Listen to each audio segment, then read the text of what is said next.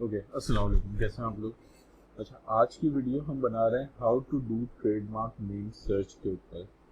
तो basically there are multiple ways to do this. एक, आप यूएसपीटीओ पे जाके ट्रेडमार्क नेम सर्च करते हैं, सही है। आप वीपो पोर्टल का यूज़ करते हैं। इसके अलावा आप ट्रेडमार्किया का यूज़ करते हैं। तो ये यूएस के लिए है। यूके के लिए आप ट्रेडमार्क ईगल यूज़ करते हैं, ये यूके आईपीओ यूज़ करते हैं। लेकिन वाई वीपो? वीपो यूएस यूके ग्लोबल रिसर्च के लिए आप हमेशा वीपो का यूज़ करते हैं।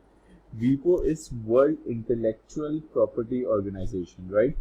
अच्छा, अब वर्ल्ड इंटेलेक्चुअल प्रॉपर्टी ऑर्गेनाइजेशन का मतलब यह है कि वीपो holds the data of each and every trademark register across the globe.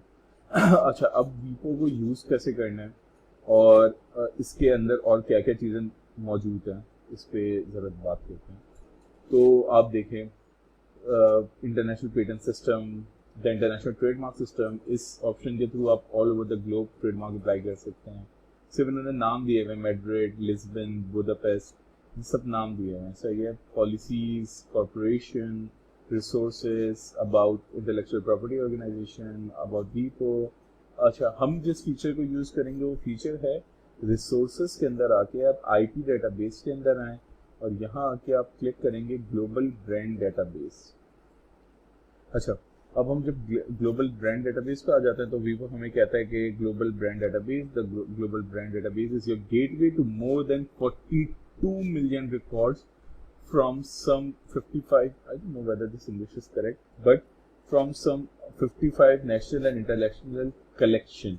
And the first step in researching, okay, पूरा इन्होंने डिटेल दिया हुआ है, that means they do have a record of 42 million trademark. सही है। अच्छा, यहाँ पे आके आप करें access the global brand database. Once you click there तो ये आपको एक पूरे एक पोर्टल पे ले आएगा, सही है, which is global brand database, सही है। अच्छा, अब यहाँ पे देखें तो it shows they have 42 million trademark जिनका डेटाबेस इनके पास है, सही है। अच्छा, अब यहाँ पे अगर आप देखते हैं तो they have segregated by years, by countries, कि किस कंट्री के पास कितने ज़्यादा ट्रेडमार्क हैं। If I see, most likely सबको इतने सारे तो शॉर्ट फॉर्म भी नहीं पता होंगे। A is like United Arab Emirates, सही है। बोस्वाना, डेनिश ट्रेडमार्क, मतलब डेनमार्क से related trademark. France, French trademark. Iceland trademark, that's Republic of Korea, and you can see like Korea holds whole number of trademark in comparison to other big countries. मतलब Korea के अंदर बहुत ज़्यादा लोग trademark ले रहे हैं इस टाइम पे। Canada holds whole lot of trademark। Italy के पास बहुत ट्रेडमार्क्स हैं। ऑस्ट्रेलिया के अंदर बड़े ट्रेडमार्क रजिस्टर्ड हैं। आप इसको होवर करते रहें और आप देखते रहें। अब हमारा यूएस कहाँ पे है एक्चुअली? यूएस कहाँ पे है देखें।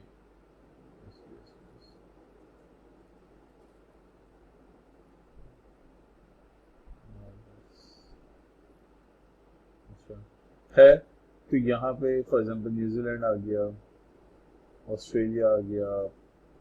यहाँ पे आप इसको फिल्टर लगा के देख सकते हैं। वैसे बाय द वे आप कोई भी फिल्टर लगाएं, सही है। आप इसको कर दें चार्ट, कर दें इसको वैल्यू असेंडिंग से डिसेंडिंग कर दें, जैसे चाहें आप देख सकते हैं, सही है। मैं इसको कर देता हूँ डिसेंडिंग ऑर्डर्स में। तो यूएस के पास इस टाइम पे सबसे ज़्यादा ट्रेडमार्क है ऑल ओवर द वर्ल्ड, सही है। तो ये यहाँ से आप देखेंगे कि किसके पास कितने ट्रेडमार्क है। अच्छा, अब इन्होंने यहाँ पे लिस्ट दी हुई है सारे ट्रेडमार्क्स की जो जो रजिस्टर हुए हैं, like whole lot of trademarks as you can see. अच्छा, अब हाँ, हमें ट्रेडमार्क सर्च करना है, सही है। हम ब्रांड के ऊपर सर्च कर रहे हैं। फॉर एग्जांपल हमें ब्रांड नेम सर्च करना है और मैं कहता हूँ कि भाई हमारा ब्रांड नेम है डीएचएल, सही है। मैं कहता हूँ मुझे ब्रांड रखना है जिसका नाम मैं डीएचएल रखूँगा। मैं डीएचएल पे सर्च करता हूँ तो वीपो मुझे कहता है कि इसको डिस्प्ले अगर आप चेंज करके यू कैन मेक इट 200 पर पेज, इसको चेंज कर दें। वीपो मुझे कहता है कि 1171 एप्लीकेशन रजिस्टर्ड हो चुकी हैं डीएचएल के ट्रेडमार्क पे।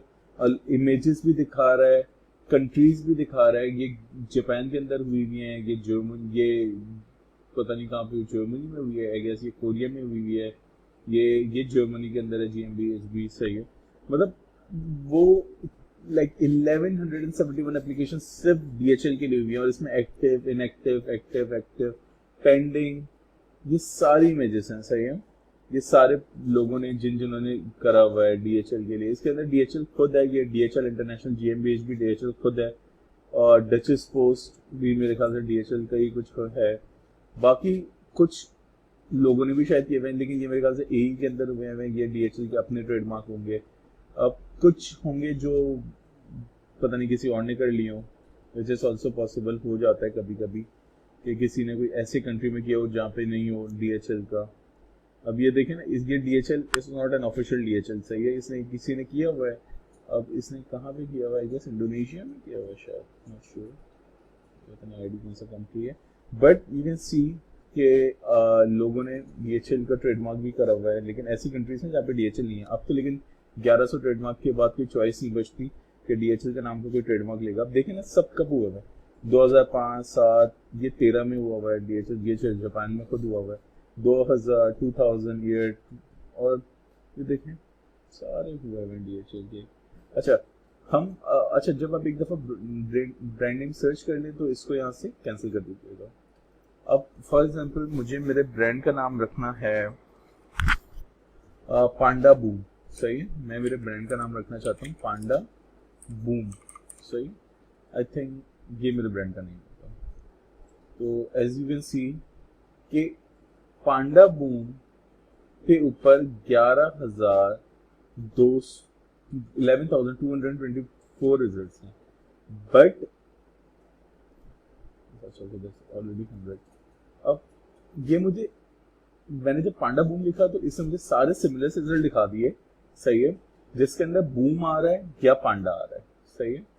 अब मुझे यहाँ से देखना पड़ेगा कि पांडा बूम तो किसी ने स्पेसिफिकली यूज नहीं किया, तो अगर किसी ने ऐसे पांडा बूम साथ यूज नहीं किया हुआ तो then I will be safe, right. लेकिन ये मुझे जो रिजल्ट दिखा रहा है उसमें ये दोनों चीजें दिखा रहा है कि पांडा का वर्ड और बूम का वर्ड दोनों मुझे नजर आएंगे, सही। अच्छा, अगर इफ आई चेंज इट और मैं ऐसे कर दूं कि if Panda boom is a single word, ये पांडा बूम एक ही वर्ड है, फिर ये मुझे क्या कहता है, फिर ये मुझे कहता है कि अगर if you are gonna write panda boom in a single word then कोई भी मसला नहीं है। बट ऑब्वियसली हम पांडा बूम एक साथ सिंगल तो लिखेंगे नहीं, हम तो दो टर्म्स होंगे वो। फॉर एग्जाम्पल कुछ और एग्जाम्पल भी ले लेते हैं। मैं कहता हूँ कि मैं मेरे ब्रांड का नेम रखना चाह रहा हूँ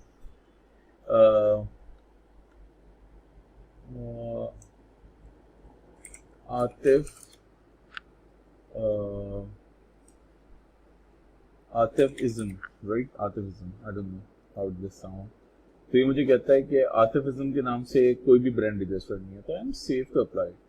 So basically this is how you will conduct a brand name search, trademark brand name search from Vipo portal. Very simple, very easy.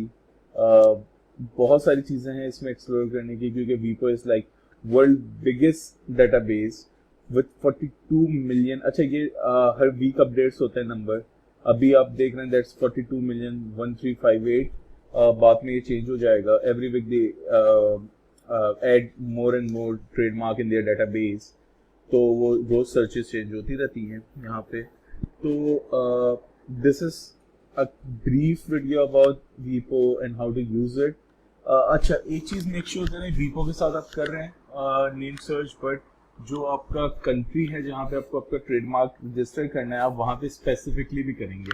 For example अगर मैं US के लिए कर रहा हूँ तो I will do trademark name search on Vipo plus on USPTO or trademark year, सही है। और if I'm applying on UK then I will do Vipo plus IPO plus trademark year. So this is a very short video about Vipo in which we cover how to do trademark name search. Thank you so much guys.